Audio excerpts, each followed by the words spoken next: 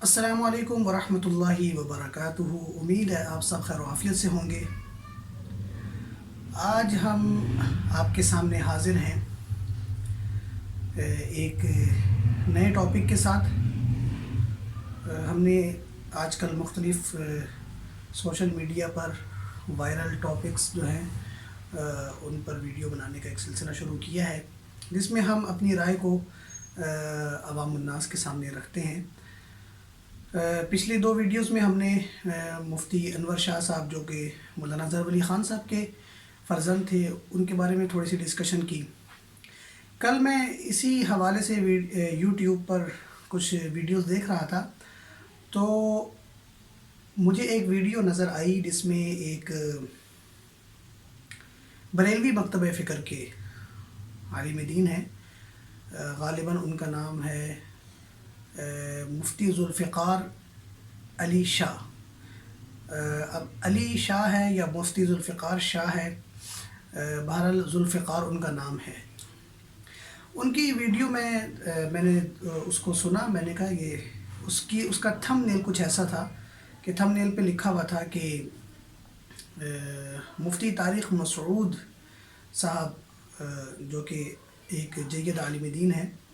ان کے حوالے سے تھم نیل بنا ہوا تھا، اور اوپر لکھا ہوا یہ تھا کہ مفتی طارق مسعود صاحب نے یہ کہا ہے کہ دیوبند کوئی فرقہ نہیں ہے۔ اب چونکہ مفتی طارق مسعود صاحب نے ایک بات کہی ہے کہ دیوبند کوئی فرقہ نہیں ہے،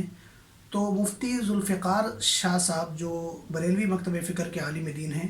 انہوں نے اس پر ویڈیو بنائی کہ مفتی طارق مسعود صاحب نے یہ بات غلط کہی ہے، دیوبند ایک فرقہ ہے، یعنی انہوں نے دیوبند کو ایک فرقہ ثابت کرنے کے لیے ویڈیو بنائی۔ میں نے اس ویڈیو کو دیکھا، جس میں معافی چاہتا ہوں مفتی صاحب سے، ذوالفقار صاحب سے، کہ انہوں نے ایک ناکام کوشش کی دیوبند کو فرقہ ثابت کرنے کے لیے۔ تو سب سے پہلے تو مجھے مفتی ذوالفقار شاہ صاحب سے گزارش کرنی ہے، درخواست کرنی ہے کہ حضرت یہ جو وقت چل رہا ہے نا، اس وقت میں کوشش یہ کریں کہ ہم اتحاد امت کی داعی بنیں، ہم امت کو جوڑنے کے لیے کام کریں، اپنی صلاحیتیں صرف کریں، اور امت کو ایسا سبق نہ پڑھائیں کہ جس سے امت امت ذہنی انتشار کا شکار ہو، اور امت کے اندر جو ہے وہ توڑ پیدا نہ ہو۔ ہمیں چاہیے کہ ہم ان تمام چیزوں کو ڈسکس کریں کہ جن سے امت جو ہے وہ دین کے قریب آئے اور اسلام کی طاقت یکجا ہو۔ ہمیں ایسا کام ہرگز نہیں کرنا چاہیے، ایسا کلام ہرگز نہیں کرنا چاہیے، ایسے موضوعات پر گفتگو ہرگز نہیں کرنی چاہیے کہ جن سے ہماری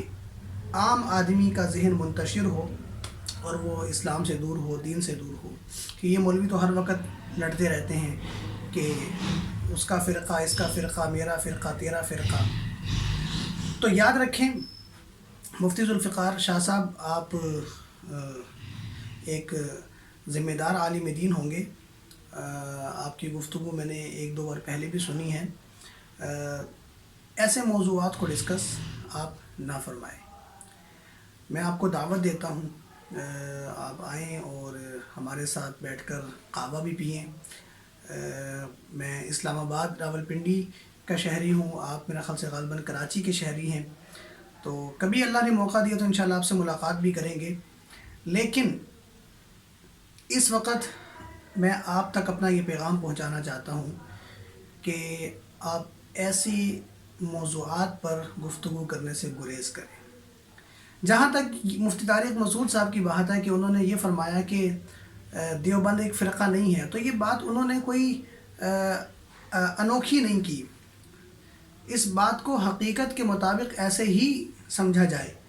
اور یہ بات حقیقی طور پر ایسے ہی ہے کہ دیوبند کوئی فرقہ نہیں ہے۔ علماء دیوبند کی طرف ایک نسبت ہے ان علماء کی کہ جن کی ایک سند کا سلسلہ علماء دیوبند سے ہوتا ہوا محدث دہلوی امام حضرت شاہ ولی اللہ رحمۃ اللہ علیہ تک پہنچتا ہے، پھر شاہ اسماعیل شہید رحمۃ اللہ علیہ، یہ سارے حضرات، پھر اس سے واسطہ ہوتے ہوئے پھر اوپر جاتا ہے۔ تو بس دیوبند اس سند اور اس نسبت کا نام ہے۔ باقی آپ نے وہاں پر کچھ مثالیں دیں کہ جس وقت جو ہے وہ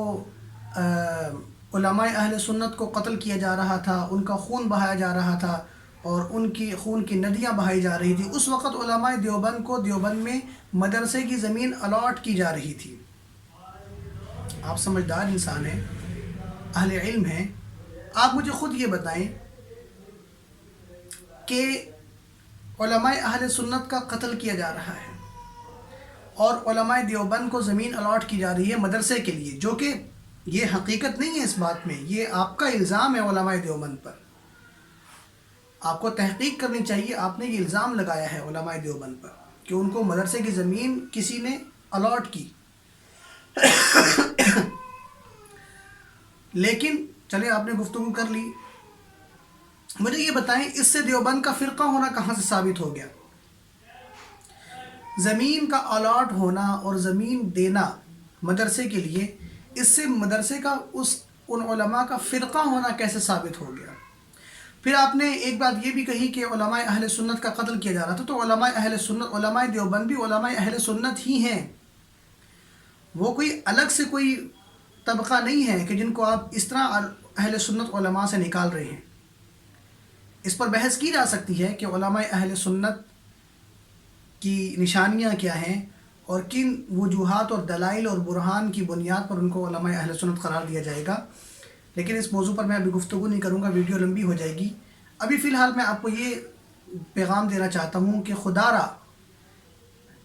جب ایک بندہ اپنی زبان سے کہہ رہا ہے کہ میں فرقہ واریت کو پسند نہیں کرتا اور نہ ہی علماء دیوبند کوئی فرقہ ہے، تو آپ کو اس بات کو مثبت انداز میں لینا چاہیے، آپ کو اس بات کو جو ہے وہ ایک مثبت سوچ کے ساتھ لینا چاہیے اور اپنی عوام میں آپ جا کر یہ بتائیں کہ دیکھو علماء دیوبند کے ایک عالم ہیں جنہوں نے اتنی بڑی بات کہہ دی کہ ہم فرقہ نہیں ہیں۔ تو یہ تو بہت مثبت پہلو ہے جس پر جو ہے وہ بہت سارا کام کیا جا سکتا ہے۔ حضرت مولانا مفتی رفیع عثمانی صاحب رحمۃ اللہ علیہ، جو حضرت مولانا شفیع صاحب، مفتی شفیع صاحب رحمۃ اللہ علیہ کے بیٹے اور مفتی تقی عثمانی صاحب دامت برکاتہم کے بڑے بھائی، یہ حضرات، ان کی پیدائش ہی دیوبند کی ہے، لیکن حضرت نے خود ایک بار فرمایا کہ میں اپنے نام کے ساتھ مفتی رفیع عثمانی دیوبندی لکھتا تھا، تو میرے والد صاحب نے جب دیکھا تو انہوں نے منع فرمایا، انہوں نے کہا کہ آپ اپنے نام کے ساتھ یہ لفظ دیوبندی ہٹا دیں۔ کیوں ہٹا دیں؟ تو فرمایا کہ مجھے اس سے فرقہ واریت کی بو آتی ہے، کہ کہیں یہ تصور نہ چلا جائے کہ دیوبند ایک فرقہ ہے۔